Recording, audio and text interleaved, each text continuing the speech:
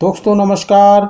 आज जिस पौधे के बारे में जानकारी लेकर आए हैं उसके सेवन को डॉक्टर, विद्वान, बड़े बुजुर्ग, संत महात्मा सभी मना करते हैं, लेकिन फिर भी लोग नहीं मानते और इसके भयानक, कष्टकारी, रोगकारी, जीवन को नाश करने वाले परिणामों से सबक नहीं लेते। यही कारण है कि इसके अनेकों उत्पादों की दिनों दिन मांग बढ़ती जा रही है, जो आने वाली पीढ़ी के लिए भी अच्छी नहीं है। दोस्तों, यहाँ हमारा भी उद्देश्य तंबाकू की जानकारी देना भर नहीं है, बल्कि इसके घातक परिणामों के प्रति जागरूक करना भी है, क्योंकि तंबाकू का सेवन किसी भी प्रकार से उचित नहीं माना जाता है। सच तो यह है कि इसके पौधे जिस खेत में लगाए जाते हैं उसकी जमीन भी तेजी से कमजोर, अनुपजाऊ होने लगती है। दोस्तों, इसके पौधे को संस्कृत में तंबाकू, धूम्रपत्रा, क्षारपत्रा, ताम्रपर्ण आदि के नाम से जाना जाता है।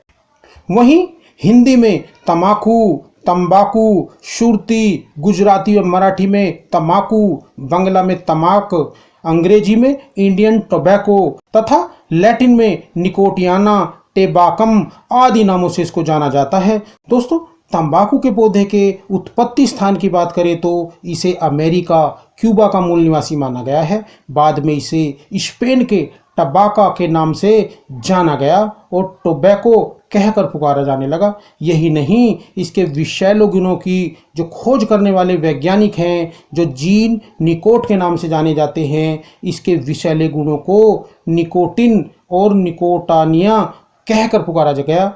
दोस्तों, इसके वानस्पतिक परिचय की बात करें तो इसके पौधे 1 से 1.5 फुट ऊंचे, घनी शाखाओं वाले, रोमयुक्त नली के आकार वाले होते हैं। इसके पौधे को उपजाऊ जमीन में अधिक पानी तथा गर्मी के वातावरण की जरूरत होती है। भारत में भी इसकी खूब खेती की जाने लगी है, जिनमें पंजाब, बंगाल, उत्तर प्रदेश, तमिलनाडु आदि राज्यों में इसे बोया जाता है।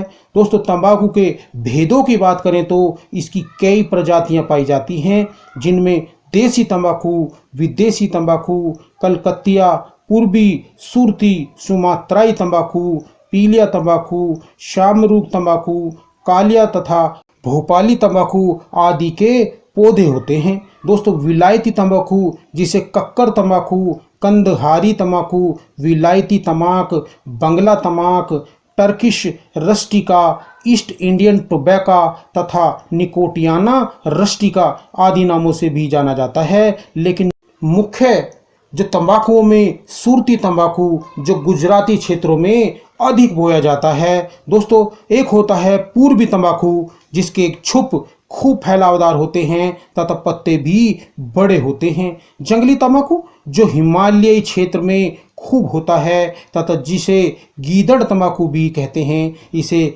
ग्रेट मुलियन आदि नामों से भी जाना जाता है। दोस्तों, तंबाकू के पौधे के गुण धर्मों की बात करें तो इसका जो रस होता है वो तिक्त कटु होता है, जबकि गुण तीक्ष्ण, रुक्ष व लघु होते हैं। यह उष्ण यानी गर्म तासीर वाला, गर्म स्वभाव वाला होता है। दोस्तों, इसे वात, कफ, हर तथा पित्त को बढ़ाने वाला माना जाता है। दोस्तों, विशेष बात यह है कि तंबाकू का किसी भी प्रकार से सेवन करना हानिकारक ही होता है।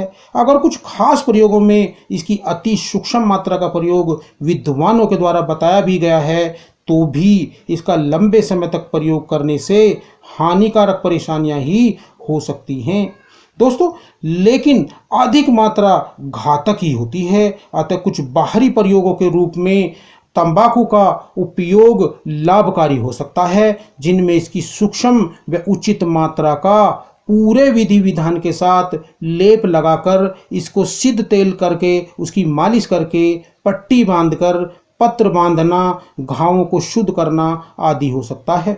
दोस्तों, तंबाकू में पाए जाने वाले रासायनिक तत्वों की बात करें तो, विषैले पदार्थों की बात करें तो विद्वानों के अनुसार तंबाकू में करीब 24 प्रकार के विषैले तत्व पाए जाते हैं। इसके मुख्य विषैले तत्व निकोटीन व निकोटेन होते हैं। इसमें निकोटीन एल्कलॉइड तथा निकोटेन जो अधिक विषैला, उड़नशील व एल्कलाइन यानी क्षारयुक्त होता है। दोस्तों, तंबाकू की जो विशेष गंध का जो कारण है, उसका जो स्वाद का कारण है, वह निकोटीन ही होता है। दोस्तों, तंबाकू में पायकोसिन, पायबिडोन, साइनोजेन, कोलिडीन, मर्स गैस, अमोनिया, परफेरोल, कार्बलिक अम्ल, कार्बन मोनोऑक्साइड आदि विषैले तत्व पाए जाते हैं। दोस्तों, यहाँ हम तंबाकू के हानिकारक अगर प्रभाव की बात करें तो यह सच है कि आजकल क्षणिक आनंद के लिए तंबाकू का अधिक प्रयोग किया जा रहा है, न कि औषधीय या आवश्यक परिस्थिति हेतु। इसके हजारों उत्पाद जब भयानक रोग बांट रहे हैं, वहीं युवा वर्ग इसकी लत का शिकार भी बनता जा रहा है। जबकि तंबाकू एक कई प्रकार के हानिकारक प्राणघातक विषयों का जहर का समूह है। इसमें पाए जाने वाले निकोटीन नामक जो तीव्र विष है, उसकी एक बूंद भी प्राण ले सकती है।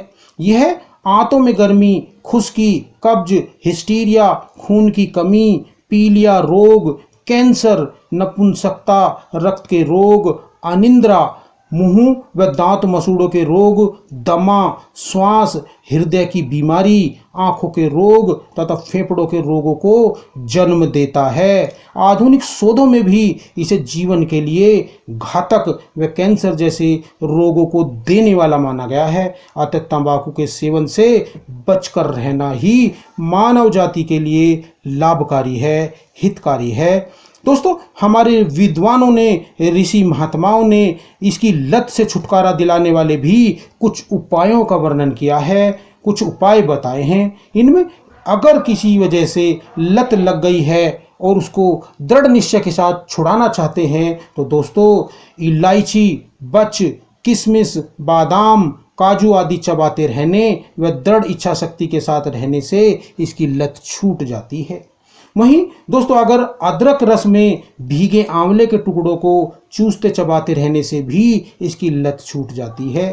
दोस्तों, हरड़ के चूर्ण में सूक्ष्म मात्रा में चूना मिलाकर खाने से भी तंबाकू के सेवन से छुटकारा मिल जाता है। इसी तरह हरड़ को घृत कुमारी यानी एलोवेरा के रस में 3 दिनों तक भिगोकर उसमें नमक लगाकर चूसते रहने से भी तंबाकू की लत छूटने में आसानी होती है। इस प्रकार दोस्तों, विद्वानों के द्वारा, ऋषि महात्माओं के द्वारा बताए गए इन उपयोगों को प्रयोग करके इनका प्रभाव देखना चाहिए। दोस्तों, अब बात करते हैं तंबाकू के कुछ प्रयोगों के बारे में। दोस्तों, भले ही तंबाकू एक महाविष पदार्थ होता है, लेकिन विद्वानों ने, ऋषि महात्माओं ने इसके कुछ प्रयोगों का भी वर्णन किया है। इन प्रयोगों को जानकार की चिकित्सक की सलाह व निर्देशन में उचित मात्रा व विधि विधान के साथ ही प्रयोग करना होता है। वैसे भी तंबाकू का बाहरी औषधीय प्रयोग अधिक किया जाता है। इसके पत्रों,